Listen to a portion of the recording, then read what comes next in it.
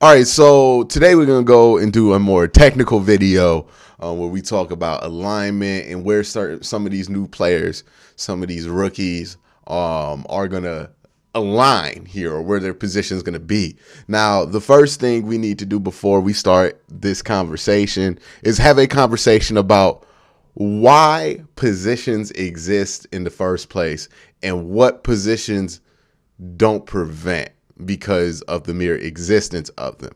Now, one thing to understand is that positions were created in sports, so the game could be easier to follow and easier to teach, right?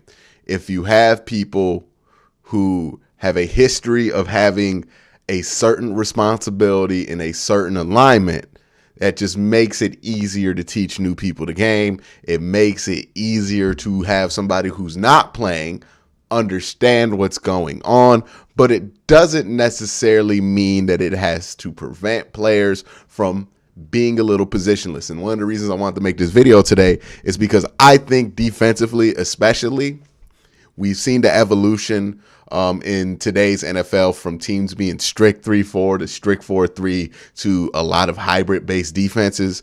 And then we look also at players like JOK, players like John Johnson, players like Ronnie Harrison, who are rather positionless, right? Like they have a regular position that they're listed in the depth chart, but that doesn't really dictate where they align on the field. Now, first things first, if we're going to talk about alignment, we'll go through some of these base alignments, right? Some of the basic ones.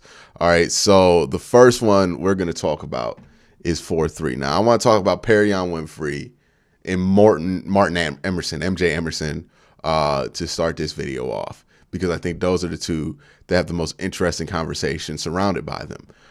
Now, this is base 4-3. It's pretty obvious to tell if it's base 4-3, 7 in the box, 4 down linemen, 3 stand-up backers, and then you have 4 DBs, two corners, and 2 safeties. Now, here is why I have not been receptive to this idea that some people have put out there of putting Greg in the slot, right? One, if you make Greg Newsome a slot corner and you're telling me that, you know, okay, of course you're going to have 21 on this side, but you're also saying, hey, we're only going to have 20 on when, you know, he's in a nickel situation. That means that Greg Newsome gets less snaps, because on a package alignment like this, it's going to be a safety, well, free, strong, and then 2 corners, right? Now, the Browns ran a lot of base 4-3 last year, a lot more at the beginning of the season than you would expect. I don't expect them to run a ton of base 4-3 this year, but it's not out the realm of possibility that they do, because they did it a lot last year. So what you would be doing if you put Greg Newsome in the slot is you would take Greg Newsome off the field more so than you would want to. So that's why Greg's going to be on the boundary. Like, I would expect 20 to be out here on the boundary, and then, you know, 21 to be out here on the other boundary, because that's what makes sense. I understand some people feel like Martin can play boundary corner, but that doesn't mean that he is going to be a boundary corner or take over, or that we're going to move Greg Newsome to placate that, right? Now, this is a base alignment, so let's go over the positions. Depending on what side of the field, you know, strong side linebacker, weak side linebacker, off ball linebackers, and then middle linebacker, right? Mike, middle linebacker, whatever you want to call it. And then on the defensive line, we have certain positions here, right?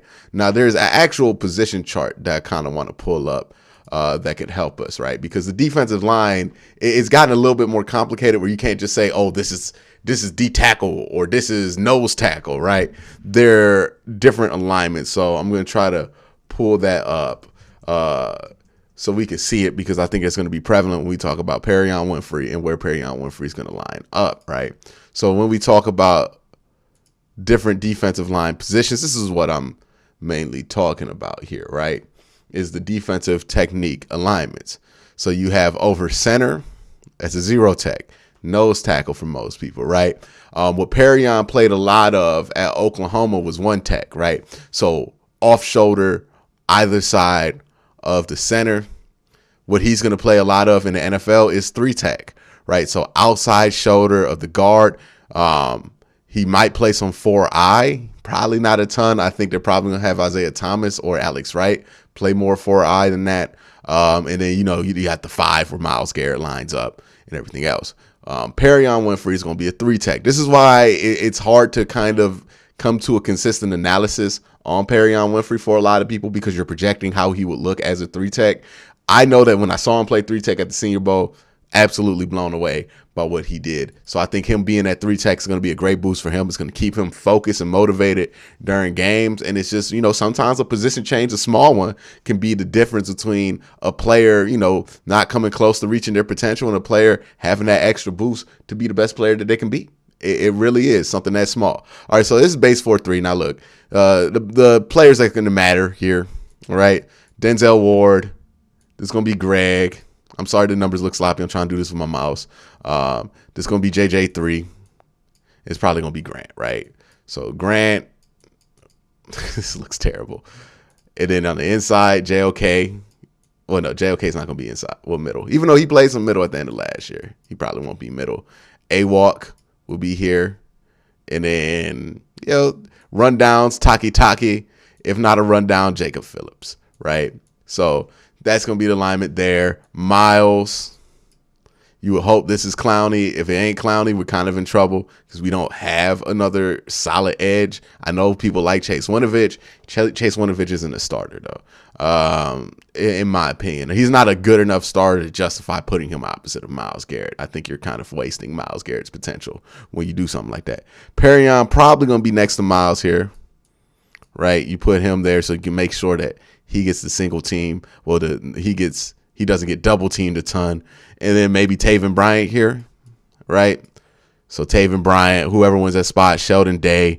Even though Sheldon Day would make a lot more sense on that other side, especially on like most downs. So that's what they would look like in base, right? And again, it's not necessarily in base 4-3 where you would see a lot of the positionless stuff. But it's once we get to like dime and nickel where you start to see the changes, right? So here's a situation where Martin Emerson will be on the field. If you're looking forward to that, this is called dime. So what's dime defense? Basically one linebacker, bunch of DBs. That's the way you can remember it. 4 down linemen, like always, on a 4-3 base team. And then a bunch of DBs, right? So this is where you have a slot in, right? And then you have your 2 starters on the boundary, and then you have free, strong inside. Now, this is where you will see JOK play on the inside as the straight up lineman. So JOK would probably be the middle linebacker, or at least I would hope he would be there. Now, this is where you would put Greg Newsome in the slot, right? Right here, you might want to put Greg here. Even though, again, slot's a more physical corner position, Greg Newsome has an injury history coming out of Northwestern. You might not want to put Greg in that position where he's going to have to make a tackle on a bigger player, on a running back, if this is a run here, just because you could risk injury with him that could be unnecessary. So it's either going to be Greg or MJ right here at the nose. And then that would change this corner position because it's either going to be Greg or MJ on that side, right? These guys are going to stay the same. Ain't nothing changing there. And then obviously this is Denzel Ward. And then this spot, again, it could be probably AJ Green. You probably go AJ Green here. And get the extra E in. And then obviously your safety is the same. This is dime. This is what you will go to if you play the Cincinnati Bengals, if you just need defensive backs out there, if you play the Chargers and you just need defensive backs out there. This is usually what you could go to. Now, you can go to a bunch of different looks, but this is just about alignment. I'm not talking about different coverage, even though we'll get into a coverage here later on in this video. But this is, again, about alignment. Where a guy's going to line up. You see Perrion's going to line up right there, outside shoulder of that guard, next to Myles Garrett, more than likely. If not, next to Jadeveon Clowney, hopefully. But we will see what they do there. And then this is what? Is this nickel? So nickel's a little bit different than dime. Again, a lot more DBs. you could call it a 4-2-5, but it's also just 5 DBs, right? 2 safeties, 3 corners, and this is where you have a slot in, right? So again, you could put Greg in a slot. I would not. I would just keep him on the boundary and keep Greg on the outside, Denzel Ward here, and then open competition for whoever can get that spot. Is it going to be MJ? Is it going to be Greedy? Is it going to be AJ? Whoever wins that spot wins it. They could be the nickel back because, again, they get limited amount of snaps. That's why they felt comfortable trading their starting nickel, Troy Hill, because it doesn't see as much snaps. So you don't want to put your second best corner in that spot unless you can avoid it, right? And this here, I would like to see them put JOK in the middle on these nickel packages and then maybe sub in John Johnson III here as that other sub linebacker. And then you can have Grant. And since you brought back Ronnie, hopefully he can handle it better this year. But you could put Ronnie Harrison up here as the strong safety. That way you can have kind of a dime look, but still be able to defend the run a little bit while being light, right? Because essentially what you can have and what this versatility gives you is that you technically have 2 linebackers on the field with JOK and John Johnson. Good, but John Johnson's a sub linebacker. So what you really have is guys, 1, 2, 3, 4, 5, 6, 7 guys who can cover out there. And then you have 2 guys, 3 guys who can tackle in this box. So if you need this to be more of a 4-3 look because you're expecting a run, you can do something like this where you would bring JOK over pre-snap, have Ronnie step up, or have John Johnson slide over, or have JOK slide over. But you see what I mean here, right? If you want to put 7 guys in the box from this alignment, you can do it. Slide Grant over. It'll be single high. You can't do this against everybody, right? You wouldn't want to do this against a high-powered offense. You would probably want to do this against like a team like Pittsburgh, right? That don't really threat you over top or have wide receivers that you worry about in that manner. But I'm not to say Pittsburgh doesn't have wide receivers, a passing attack that you worry about. My bad. That was a wrong way to word it. But again, that's a way that the Browns can kind of be versatile is you can slide these things over pre-snap. It can come out, look like base nickel, but then it comes in and, 7 guys in the box. Now, it's not the heaviest package you have, but being able to just have bodies in the box, 2 of them, and John Johnson and JOK, who have proven to be pretty physical guys for their size when they go and get down in there, that's valuable, right? Maybe this is where Martin Emerson can play an extra role here, right? So where, since he's bigger and stronger, maybe instead of having Ronnie roll out, right, if you think this is going to be a run-heavy package, you could slide MJ over and then have, oh, goodness, never mind. I was going to have Grant roll over here and then Ronnie Harrison over top. I don't want to do that. That's not how I want to live life. I have lived that life before and we've been burnt, quite literally. All right, but you see what I mean. You can play around with these pieces if you don't just think of them strictly as they have to play their position. You can move them around, have pre-snap things happen, right? All right, so here's another example of how this would be different when it comes to an alignment standpoint. This is a coverage, I think it's called Cover 3 Cloud. And this is versus an offensive concept, trips. Y'all know what trips is, right? Anybody who's played Madden knows trips, right? So this is where I think you'll probably see a lot of Martin Emerson, right? When teams go into these trip sets, and the Bengals do it a lot. The Ravens don't. I think the Steelers do it. They might do it more this year, but Bengals are going to go into trips a lot, right? Trips, they call it trips. If you don't know, 3 wide receivers unbalanced on one side, 1 wide receiver on the other. This is kind of a zone breaker. You do this to either break up a zone, and it's pretty effective against man too, because what you'll see here is a lot of rub routes on trips, right? So if they think it's man, you'll get a rub route that'll confuse man coverage. Boom. If it's zone, you could break a zone by just overloading, right? By selecting one area of the zone. So let's say you have trips. We're going to select this portion of the field, and we're going to overload this portion of the field with routes to the point to where somebody's going to pop open if you're not playing absolutely perfect. So it's a very effective offensive concept for many reasons. That's one of them. And, you know, you got to have a game plan when you get caught out in trips. What's the Browns' game plan going to be here, right? Because we know what on this side, on the single side, it could be either this is going to be one of your boundary corners right on this side. So let's say this is Denzel Ward. This should probably be, you know, the other guy who's going to line up close to the line of scrimmage here. That should probably be Greg. So this is Greg. And then you have this mismatch, right? Now, sometimes you could come out and answer trips with a different personnel package. So instead of being in what looks like base 4-3, yeah, this is base 4-3. You could be in a dime. So instead of a linebacker, this could be a DB. And then maybe you would slide over another DB. So instead of a linebacker, this will also be a DB if this were dime. So let's say this dude who's going to be covering the slot, let's put him off ball right here. Let's say it's Martin Emerson. So put MJ here. I'm sorry, but for the scribbles, they're so sloppy. I tried to use my Apple Pencil, but it wasn't working. So you would put Martin off ball here, and then you would line up, you know, in the slot or off slot, probably right here.